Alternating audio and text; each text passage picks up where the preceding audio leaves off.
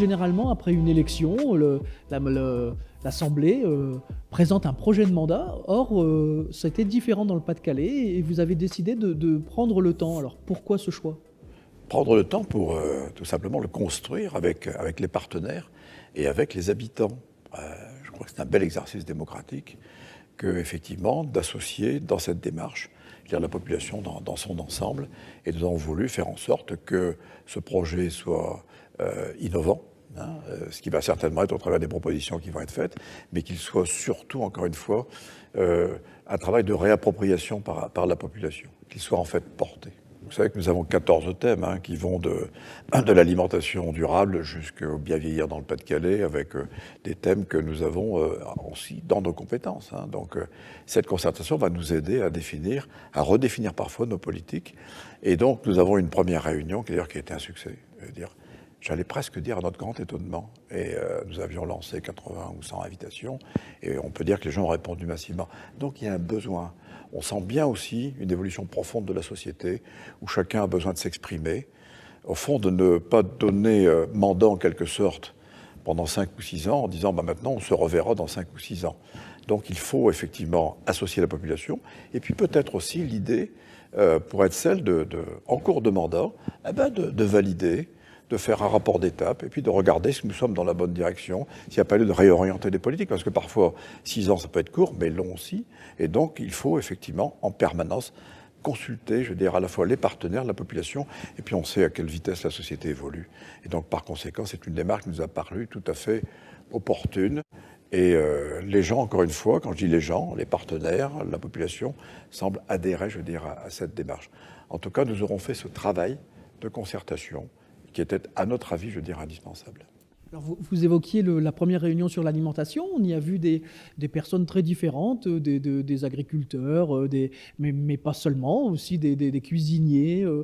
C'était important de mettre tout le monde dans une même salle, de consacrer une journée tous ensemble? Bien sûr, et je dirais que c'est le rôle d'une institution comme le département, c'est au fond de rassembler tous les partenaires autour d'un thème qui leur est au fond commun. On appelle ça maintenant la transversalité. Moi j'appelle ça tout simplement, à la fois la concertation, la compréhension mutuelle, et c'est ce qui nous amène effectivement à avoir un projet qui, à notre avis, sera un projet tout à fait cohérent. Et alors la population va pouvoir avoir son mot à dire? Bien sûr, nous sommes au premier stade, au fond, de l'élaboration des premières propositions. Et ensuite, nous utiliserons tous les outils du département, c'est-à-dire y compris les supports de communication qui sont les nôtres, l'écho du Pas-de-Calais, que tout le monde connaît bien. Nous aurons l'occasion aussi de sonder, parce qu'aujourd'hui on a les moyens, à travers le site du département, de consulter la population. Il appartiendra peut-être aussi, d'ailleurs, à des élus, de réunir dans leur territoire des associations, des syndicalistes, tous ceux qui participent activement à la vie de la cité, les citoyens eux-mêmes d'ailleurs, qui dans leur quartier ont peut-être aussi des opinions à émettre, des propositions à nous faire. En tout cas, nous voulons que ce soit surtout une force de proposition pour effectivement faire avancer, les politiques du département. Et donc vous parlez des élus, c'est une démarche qui est validée par tout le monde? Oui, on peut dire qu'aujourd'hui, elle correspond encore une fois, à une évolution de la société. La démocratie représentative, j'y crois beaucoup, vous le savez, mais doit être, au fond, tempérée par une concertation qui doit être organisée plus fréquemment avec la population. Les démarches doivent être validées, doivent être concertées et, encore une fois, questionnées ou re-questionnées en cours de mandat parce que les choses parfois changent et à quelle vitesse, nous le savons tous aussi. Alors bien souvent, quand on est en période d'élection, on se dit, on regrette que l'abstention grimpe, et d'élection après élection, ça continue de grimper. Est-ce que cette manière de faire, c'est aussi le moyen de renouer le dialogue avec les électeurs? Nous le pensons, et c'est un moyen aussi de lutter contre l'abstention.